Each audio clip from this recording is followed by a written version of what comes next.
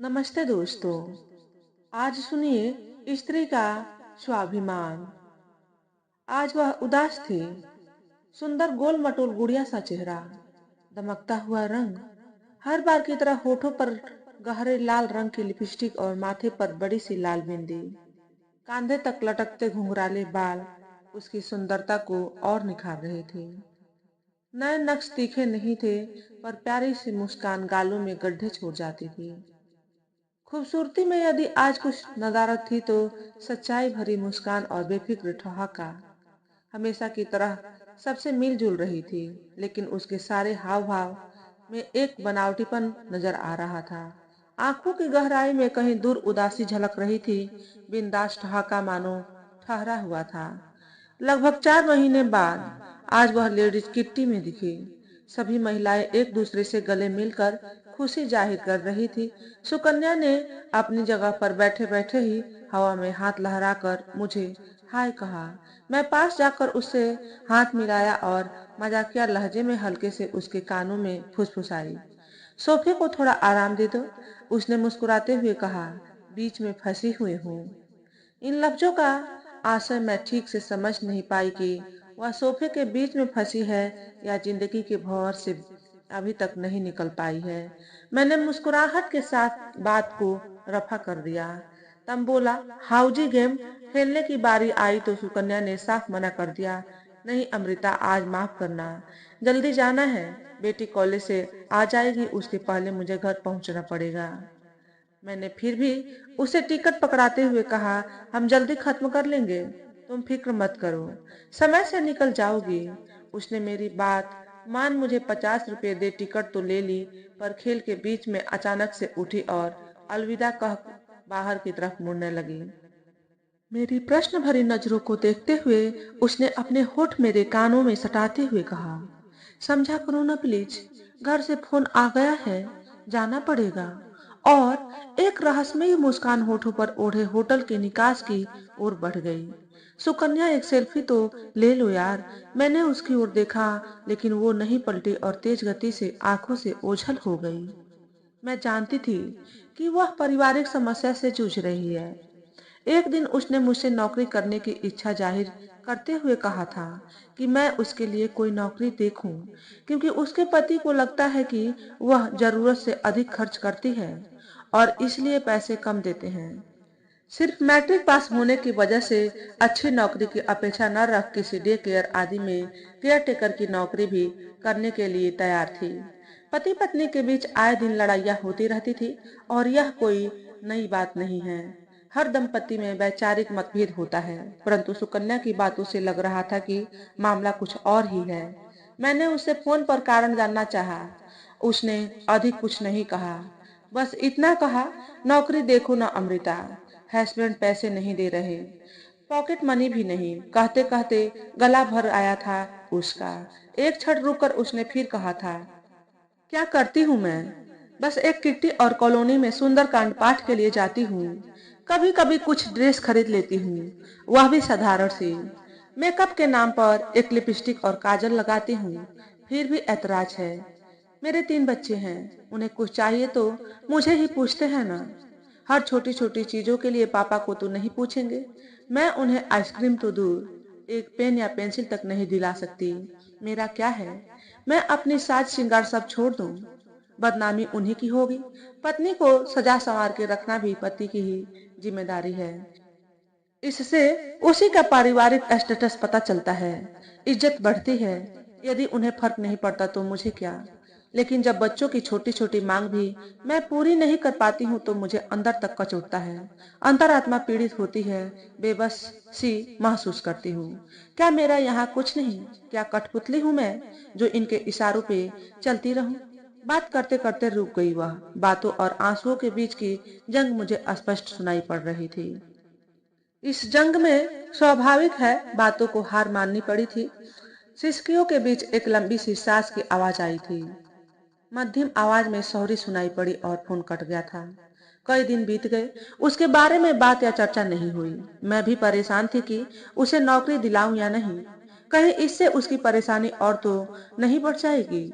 नौकरी खोजने से पहले मैं मसले के तह तक पहुंचना चाहती थी। एक दिन हमारी कॉमन मित्र प्रीति का फोन आया। अमृता जी, सुकन्या का फोन आया था, आपसे बात करनी है, लेकिन उसका फोन उसके पति ने छीन लिया है और वह आपसे मिलना चाहती है। पूछने पर उन्होंने बताया कि उसके पति को लगता है कि उसका किसी के साथ गैर संबंध है और इस बात को लेकर पूरी सोसाइटी में हंगामा कर दिया है। सुकन्या कहती है वह लड़का सिर्फ उसका दोस्त है, असलियत क्या है भगवान जाने। पति से बात करो तो लगता है वे सही बोल रहे हैं और सुकन्या से बात करो तो वह भी गलत नजर नहीं आती। अब सच्चाई क्या है भगवान जाने। पर इतना जरूर है कि पति पत्नी का रिश्ता कटघरे में खड़ा है और दोनों ने मिलकर घर को जहन्नुम बना रखा है। हमने अगले ही दिन सुकन्या के घर जाने का तय किया। दूसरे दिन मैं मेरी खास सहेली स्वर्णा, जो सुकन्या से परिचित थी, उसे लेकर प्रीति के साथ सुकन्या के घर के लिए निकल पड़े। रास्ते में वार्तालाप के दौरान पता चला कि सुकन्या के सारे फोन कॉल रिकॉर्ड किए जा रहे हैं। वह किसी लड़के से बात करती है। पति रोज दारू पीकर तंग करता है, न तलाक देने के लिए तैयार है और न ही अलग रहने की इजाजत दे रहा है। घर का सामान भी स्वयं खरीदता है और पत्नी को एक पैसा नहीं देता। कहता है कि अलग जाएगी तो बच्चों की फीस भी नहीं देगा। वह सुकन्या को सबक सिखाना चाहता है। प्रीति का कहना था कि सौरभ भैया, सुकन्या के पति भी इतने बुरे नहीं हैं। स्वनिर्मित इज्जतदार इंसान हैं, अच्छे परिवार से हैं और पेशे से इंजीनियर है। सिर्फ दारू पीने की गंदी आदत है। सुकन्या की ही अधिक गलती है। शादी के 25 वर्ष बाद किसी पराये मर्द से बात करना कौन मर्द बर्दाश्त करेगा। गंतव्य पर पहुंचकर हमने गाड़ी पार्क की और तीसरे माले पर पहुंचकर सुकन्या के 2 बेडरूम अपार्टमेंट की डोरबेल बजाई। साधारण सी सूती साड़ी पहने, माथे पर एक छोटी सी बिंदी लगाए तथा होठों पर हल्की सी मुस्कान के साथ सुकन्या ने दरवाजा खोला, बगैर काजल और लिपस्टिक के। सुकन्या का चेहरा रेगिस्तान के रेत सा प्रतीत हो रहा था। अरे वाह, तुम तो घर में भी साड़ी पहनती हो, हमने उसे गले लगाते हुए कहा। हाँ जी, मैं घर में अधिकतर साड़ी ही पहनती हूँ, कभी कभी ही सूट पहनती हूँ, लेकिन फिर भी हंगामा होता है। आखिरी वाक्य में वह फुसफुसाने लगी थी। सहज होने की नाकामयाब कोशिश करते हुए उसने हमें करीने से लगे सोफे पर बैठने का इशारा किया। अपनी बड़ी बेटी आराधना को हमसे मिलवाया, जो इंजीनियरिंग प्रथम वर्ष में थी, और हमारे लिए उसे पानी लाने को कहा। परिस्थिति से सब लोग अवगत थे, इसलिए उसे सामान्य करने की कोशिश करते हुए स्वर्णा ने कहा, सुकन्या परेशान मत हो, सब ठीक हो जाएगा। गिले शिकवे, मानो जैसे किसी ने उसकी दुखती रग पर उंगली रख दी हो। क्या ठीक हो जाएगा स्वर्णा दी, कुछ नहीं होने वाला अब। अचानक वह रोष में आ गई। किसी से बात क्या कर ली, तमाशा बनाकर रख दिया है मेरी। पूरी सोसाइटी में बदचलन करार कर दिया है मुझे। सबके सामने जलील करता है। मुझसे मिलने वाले सभी मर्दों को मेरे साथ जोड़ता है। मेरे सारे फोन कॉल्स रिकॉर्ड किए जाते हैं। कुछ सबूत नहीं मिल रहा, फिर भी नजर बंद कर रखा है। वह आंसू रोक नहीं पाई, गालों तक लुढ़क ही गए। आंसुओं की परवाह किए बगैर उसने बात जारी रखा। आपको पता है, कल दूर के रिश्ते के देवर हमें समझाने घर आए थे। उन्हें कहते हैं कि तेरे साथ कितनी रात गुजारी है सुकन्या, वैश्या बनाकर रख दिया है मुझे। घिन आ रही है मुझे खुद से। ऐसा लग रहा है मैं सारी दुनिया के लिए उपलब्ध हूँ। हिचकते हुए उसने सांस अंदर किया। हमने उसे ढांढस बंधाते हुए उसके लिए भी एक गिलास पानी मंगवाया। आराधना पानी लेकर आई और माँ का चेहरा देखने लगी। उसकी नजर में बेबसी साफ झलक रही थी। हमारे कहने पर सुकन्या ने एक घूंट पानी पिया। आखिर है कौन वह लड़का, मैंने जानना चाहा।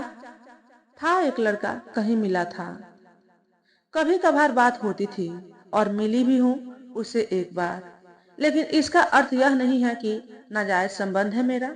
दोस्ती नहीं हो सकती क्या? कौन सी किताब में लिखा हुआ है कि शादीशुदा स्त्री किसी को दोस्त नहीं बना सकती? उसके बारे में मैंने हर बात बताई है उन्हें, फिर भी समझने के लिए तैयार नहीं। हर बात का अर्थ अलग तरीके से निकालेंगे और साबित करेंगे कि मैं गलत हूँ। सिर्फ दोस्ती है या प्यार भी करती हो उससे? मैंने सीधे पूछ लिया। आप भी क्या बात करती हैं दी? 3 बच्चों की माँ हूँ, मैं भला प्यार कैसे कर सकती हूँ? इतनी समझ है मुझ में, पर हाँ, उससे सुख-दुःख बाँटना ज़रूर अच्छा लगता है। उसे तुम्हारे घर के हालत के बारे में पता है?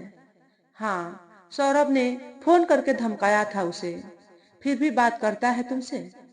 अब वह भी नहीं करता। बच्चों को पता है, इनकी हरकत से कुछ नहीं छुपा है। बड़ी वाली थोड़ी समझती भी है, परंतु रोज के हंगामा से सब डरे सहमे रहते हैं। सौरभ के घर आते ही सब अपने कमरे में छुप जाते हैं।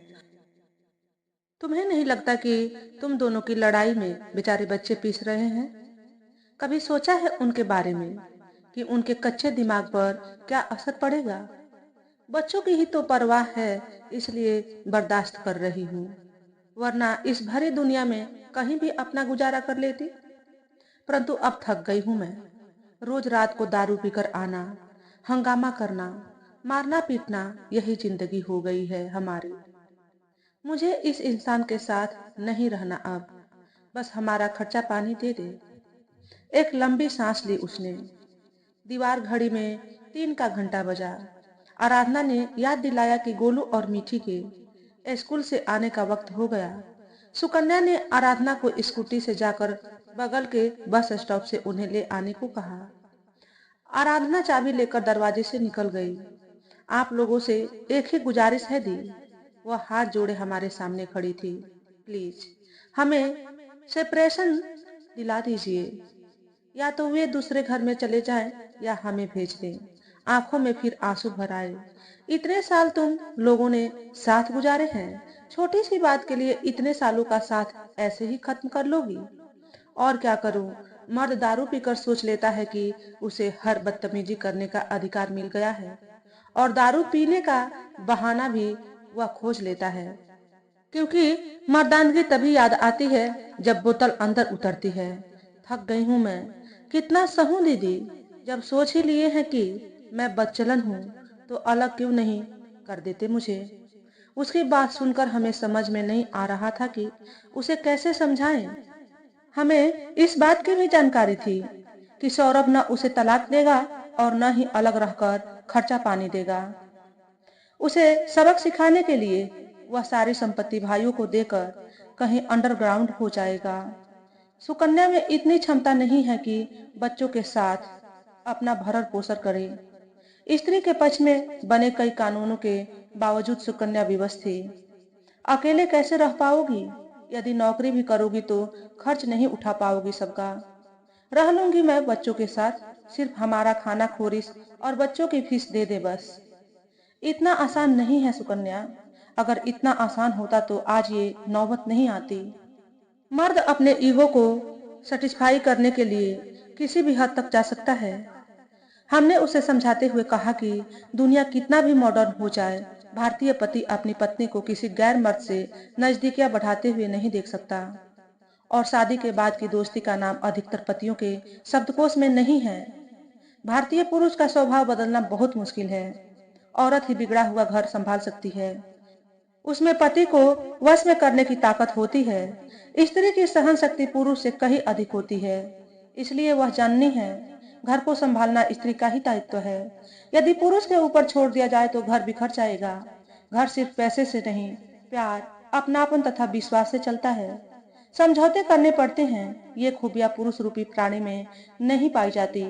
बिखरता हुआ घर स्त्री के लिए कष्टदायी होता है। उसका कोमल मन इसे नहीं पचा पाता। इसलिए आज भी अधिकतर स्त्रियां समझौता करती हैं। आप लोग समझ नहीं रही। मैं सब करके थक चुकी हूँ। बात बहुत आगे बढ़ चुकी है। कैसी कैसी बातें बोलते हैं, आप लोगों को नहीं बता सकती। इतनी जल्लालत में प्यार कहाँ से लाऊं?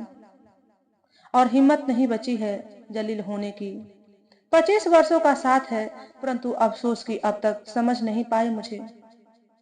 बगैर गलती के उनकी तसल्ली के लिए सॉरी तक बोल दिया, और उस लड़के से बात नहीं करने का वादा भी किया।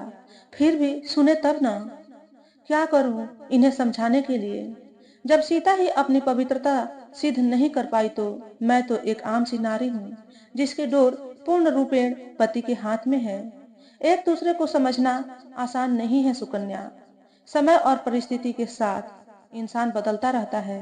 क्या तुमने कभी सोचा था कि इतने सालों के बाद कोई तुम्हारी जिंदगी में आएगा और बसी बसाई जिंदगी में हलचल पैदा कर देगा? तो क्या करूं मैं? कोई गुनाह नहीं किया है मैंने, वह तुम जानती हो, पर पति का ईगो इसे स्वीकार नहीं करता। तुम सही हो तो उसे यकीन दिलाना भी तुम्हारा ही काम है। तुम्हें पता ही है कि तुम बच्चों के बगैर नहीं रह सकती हो, उनकी जिम्मेदारी से मुंह नहीं मोड़ सकती। उनके लालन पालन के लिए तुम्हें पति के साथ रहना पड़ेगा, क्योंकि वह तुम्हें अलग नहीं जाने देंगे। तुम ये सब ठीक कर सकती हो, खुद के लिए नहीं तो बच्चों के लिए ही सही। इतने सालों के साथ में कहीं ना कहीं प्यार भी होगा ही ना। तुम चाहोगी तो सब ठीक हो जाएगा। पैर मोड़े, टखनों पर कोहनी जमाए, दोनों हथेलियों के बीच में चेहरा दाबे हुए वह दीवान पर कुछ देर चुपचाप बैठी रही। डबडबाई हुई नजर सामने वाली खिड़की के बाहर थी, जहां से बगल वाले मकान की ढही हुई इमारत नजर आ रही थी। एक लंबी सांस ली उसने और आंखें पोंछते हुए कहा, मुझे समझ में नहीं आता कि सब मुझे ही क्यों समझाते हैं। आप लोगों से मैंने कुछ और ही उम्मीद लगा रखी थी, लेकिन ठीक है, आप लोग कहती हैं तो मैं तैयार हूँ। समझौते के लिए भी सब सह लूंगी, लगा लूंगी मुंह पर ताला, बर्दाश्त कर लूंगी सारे ताने और गलालते। पर प्यार व्यार की बातें मत कीजिए मुझसे, नहीं हो पाएगा अब। इतना सब होने के बाद मैं खुद को उनके हवाले नहीं कर सकती। तुम उसकी फिक्र मत करो, धीरे धीरे सब ठीक हो जाएगा। प्रीति ने समझाने की कोशिश की। पता नहीं हमारी बातों से वह कितनी प्रभावित हुई, परंतु उसके हाव भाव में हमने सकारात्मकता की रोशनी खोज ली। मैंने सौरभ जी को बुलाने के लिए उन्हें फोन मिलाया। पहले तो उन्होंने फोन नहीं उठाया, पर कई बार कोशिश करने के बाद उन्होंने जवाब दिया और आधे घंटे के अंदर आने का वादा भी किया। पर सुकन्या को फोन कर इस पंचायत के लिए ताना देना भी नहीं भूले।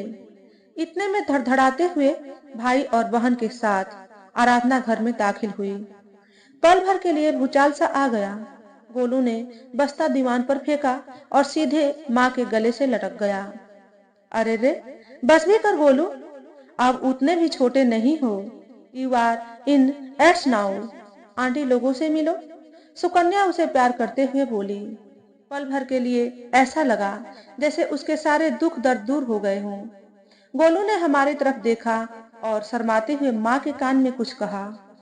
ठीक है, कपड़े रखे हुए हैं रूम में, जाकर कपड़े बदल लो और खाना खाओ, बाकी की बातें बाद में करेंगे। एक प्यारी सी पप्पी देकर वह रूम में घुस गया। घर का माहौल थोड़ा बेहतर अवश्य था, परंतु हवा में अभी भी भारीपन था। इसी बीच आराधना ने समोसे और लस्सी हमें लाकर दी। हम लोग जायके का आनंद लेने लगे। खाते खाते सुकन्या को समझाने की कोशिश भी कर रहे थे कि थोड़ा धैर्य से काम ले। हम उससे वादा लेना चाह रहे थे कि वो कम से कम अपनी तरफ से लड़ाई की हालत पैदा न करे। परंतु सुकन्या के साथ साथ हम सब अंदर से डरे हुए थे कि पता नहीं सौरभ जी का व्यवहार कैसा होगा। हमने सुना था कि सुकन्या की सहेलियों के साथ भी वे ठीक से पेश नहीं आते, क्योंकि उन्हें लगता है कि सहेलियां सुकन्या को भड़काती हैं। इतने में बालकनी से कुछ फड़फड़ाने की आवाज आई। एक कबूतर लोहे के ग्रिल में फंसे पंख को आजाद करने की कोशिश कर रहा था। कुछ देर की जद्दोजहद के बाद वह उड़ने में सफल हो गया, परंतु पंख को घायल होने से नहीं बचा पाया। उसकी कुर्बानी मुझे सोचने पर मजबूर कर रही थी। दरवाजे की घंटी बजी। सुकन्या ने आराधना से कहकर बच्चों के लिए रूम में टीवी चालू करवा दिया। आराधना ने दरवाजा खोला और झट से रूम की ओर लपक गई। सौरभ कुमार घर के अंदर प्रवेश किए। एक मीडियम कदकाठी का इंसान, उम्र कोई 50 के आसपास होगी, लेकिन चेहरे की झुर्रियां 60 की बता रही थीं। इन झुर्रियों की जिम्मेदार शराब थी या घर का माहौल, कहना मुश्किल था। औपचारिक नमस्कार पाती के बाद वे दीवान पर बैठ गए। सुकन्या ने उनके लिए पानी का ट्रे दीवान पर ही रख दिया। समय का ध्यान रखते हुए हमने सीधे विषय पर आना उचित समझा। सौरभ जी, आपको पता ही होगा कि हम क्यों आए हैं। काफी दिनों से आना चाह रहे थे, लेकिन इन परिस्थिति में नहीं। इसी से पूछना था। परिस्थिति भी इसी ने पैदा की है और आप लोगों को बुलाया भी इसने खुद है। इसी से पूछिए ना कि ऐसा क्यों हो रहा है, क्या क्या कर रही है। मेरा सुख चैन हराम कर रखा है। यहाँ तक कि ऑफिस के काम में भी मन नहीं लगता। मैं कमजोर दिल का नहीं हूँ मैडम। कोई और होता तो पता नहीं अब तक क्या कर लिया होता। या तो खुद आत्महत्या कर लिया होता या इसे जहर दे देता। सुकन्या दीवान से उठकर सोफे पर आ चुकी थी। बगैर प्रतिक्रिया के पति की बातें सुन रही थी। सौरभ जी का बोलना जारी था। क्या क्या नहीं किया इसके लिए, हर चीज की आजादी दी, कभी कोई सवाल नहीं किया। अब लग रहा है जरा ज्यादा ही उड़ा दिया इसे, पर लगने ही नहीं देना चाहिए था। गलती हो गई। सोच में पड़ गई मैं। कब तक पति अपनी पत्नी के हक को एहसान के तराजू पर तौलता रहेगा। पर हम उसका रिश्ता संभालने आए थे, इसलिए अपने मस्तिष्क को अधिक सोचने से रोक लिया। कोई गलती नहीं हुई है आपसे। पत्नी अर्धांगिनी होती है, उसे भी बराबर का हकदार होना चाहिए ना। मैंने बीच में ही टोका। इन तमाशों से आपकी ही बदनामी हो रही है समाज में। सुकन्या का क्या है, वह घर में होती है, उसके कानों में बातें आते आते आएंगी, लेकिन आपका दायरा काफी बड़ा है। घर की बातें घर में रहे तो अच्छा है। आप ही एक बार सोचिए, 16 वर्ष की उम्र से सुकन्या आपके साथ शादीशुदा जिंदगी व्यतीत कर रही है। कभी शिकायत का अवसर दिया क्या। एक तरह से आपने गढ़ा है उसको। आप दोनों समझदार हैं सौरभ जी। छोटी सी बात है, हो गई किसी से दोस्ती। दोस्ती अचानक तैस में आ गए हुए। इस उम्र में दोस्ती का क्या मतलब है मैडम। क्या शादी करेगी उससे। मुझ में क्या कमी है, वो भी तो बताए। सेल्फ मेड आदमी हूँ। एक दारू पीने की आदत है, और वह भी शादी के समय से ही। पूछिए आप इस औरत से। इसी ने अपनी माँ से कभी मेरे लिए झगड़ा किया था और कहा था कि तू अपने बेटों को संभाल, मेरे पति के दारू पीने की फिक्र न कर, उनके लिए मैं काफी हूँ। मेरे परिवार में ताका झाकी मत कर। अब अचानक से एक दोस्त आ गया है जिसके लिए मुझसे अलग होकर ऐश करना चाहती है, और वह भी मेरे पैसों पर। हमारी उम्मीदों के विपरीत। सुकन्या अभी भी चुप थी। सौरभ जी क्षण भर के लिए रुके और घर में नजर दौड़ाने लगे। ये घर देख रही है ना, सारा सामान बिखरा होता है। इसे बेहतर तरीके से रख सकती है। इधर उधर दिमाग लगाने से अच्छा है कि घर का और बच्चों का ध्यान रखे। उन्होंने किचन की ओर इशारा करते हुए कहा। सुकन्या अब बर्दाश्त नहीं कर पाई। मतलब क्या है आपका, क्या कमी दिख रही है इस घर में। और बाल बच्चों की देखभाल कौन करता है। आपको पता भी है कि कौन क्या पढ़ रहा है, कितने नंबर ला रहे हैं। फीस भरने के अलावा कोई मतलब है आपको। दूसरों को बोलने से पहले अपनी खुद की गिरेबान में झांक कर देख लीजिए सौरभ। घर से गायब हो जाते हैं और फोन बंद कर लेते हैं, कभी हमें बाहर नहीं ले जाते। अपनी मस्ती तो कर ही लेते हैं दोस्तों के साथ। हमारी फिक्र क्यों होगी आपको।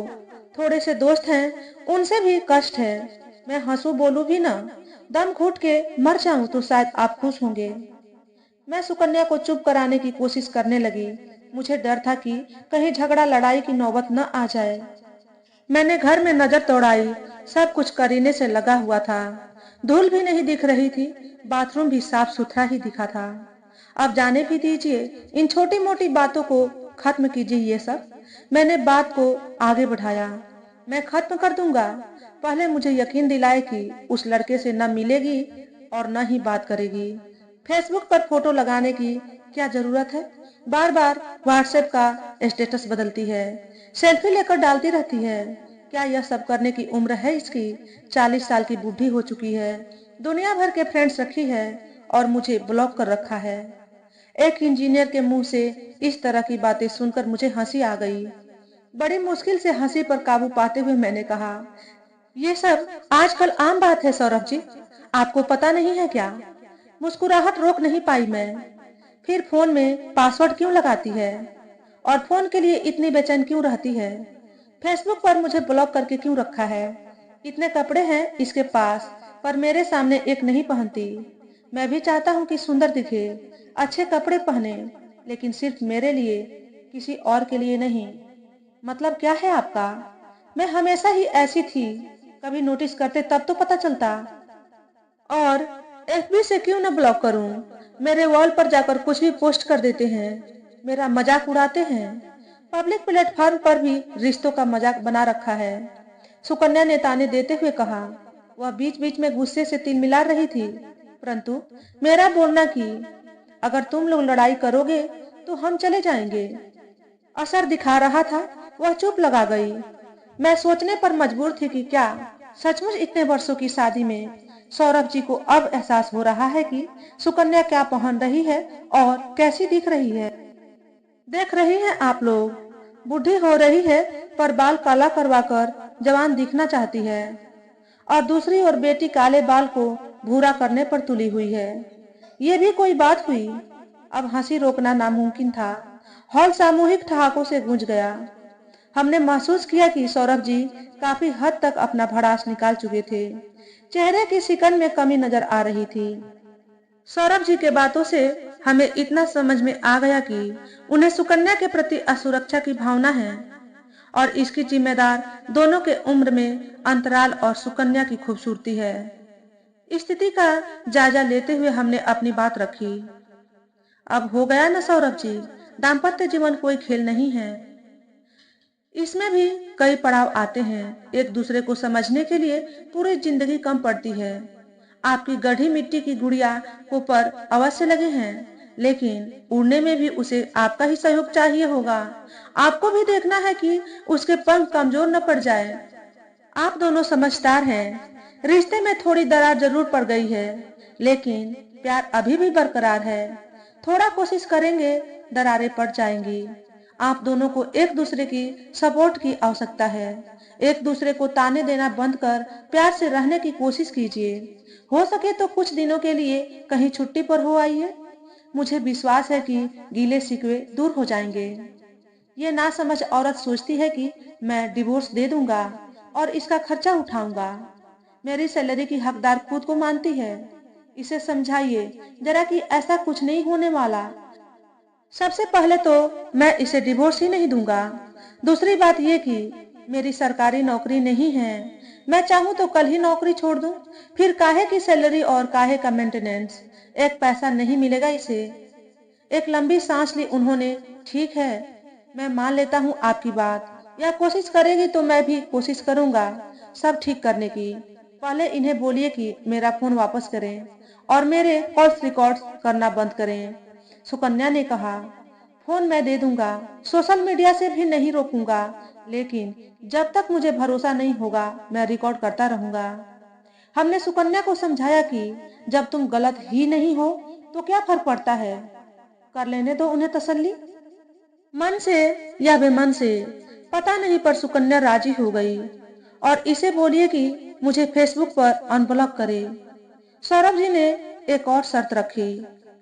पहले वादा करना पड़ेगा कि वहां पर कोई वाहियात कमेंट नहीं करेंगे।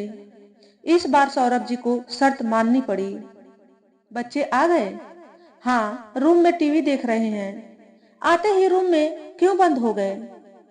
मिलवाना था ना इन लोगों से। मिल चुके हम लोग, बड़े प्यारे बच्चे हैं, मैंने टोकते हुए कहा। हम लोग बात कर रहे थे, इसलिए उन्हें अंदर जाने को कहा। सुकन्या ने भी सफाई पेश की। हमें उन दोनों के बीच का वार्तालाप अच्छा लग रहा था। सौरभ जी आश्वस्त नजर आ रहे थे। हमने भी राहत की सांस ली। इन लोगों को कुछ खिलाया या सिर्फ पंचायत के लिए ही बुलाया था? उन्होंने हमारी ओर इशारा करते हुए कहा।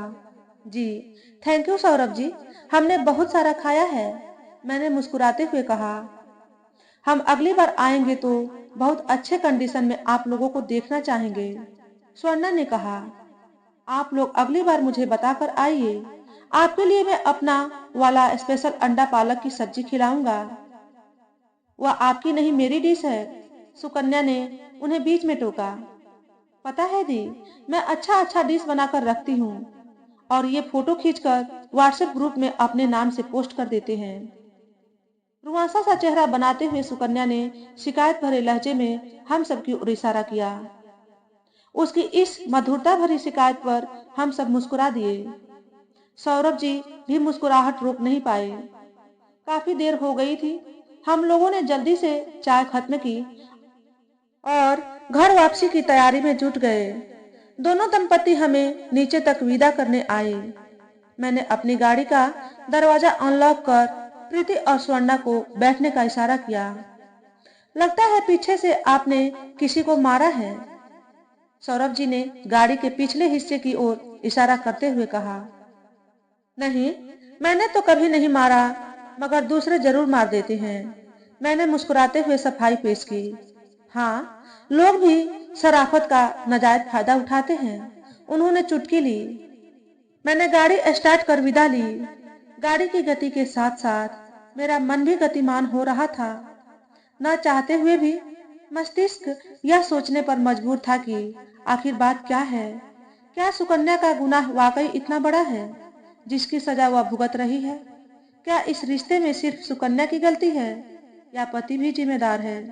क्या सौरभ जी को इस बात की जलन है कि जो उन्होंने पुरुष होते हुए नहीं किया वह सुकन्या ने किया?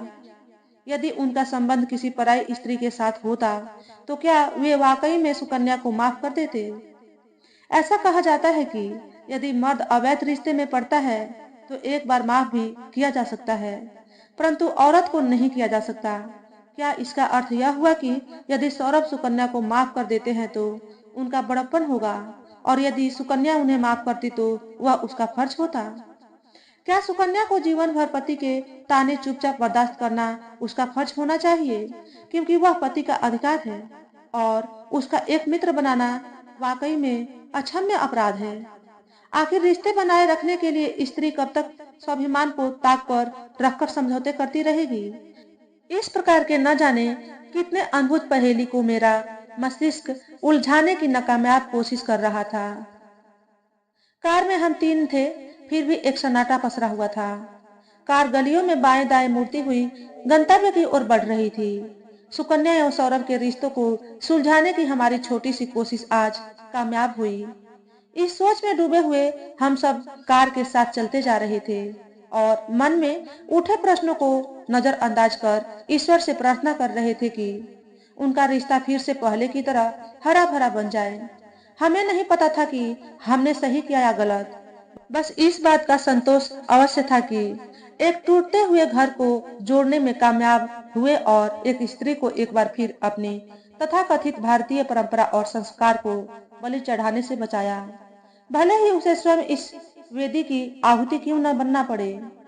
तो दोस्तों, आज के वीडियो में बस इतना ही। अगर हमारे द्वारा बताई गई कहानी थोड़ी सी भी अच्छी लगी हो तो वीडियो को लाइक और शेयर करें। चैनल पर पहली बार आए हो तो चैनल को सब्सक्राइब करके बेल नोटिफिकेशन को ऑल पर सेट कर लें, ताकि आपको ऐसे ही अच्छे अच्छे वीडियो देखने को मिले। हमेशा खुश रहें, हमेशा स्वस्थ रहें। वीडियो देखने के लिए आपका बहुत बहुत धन्यवाद।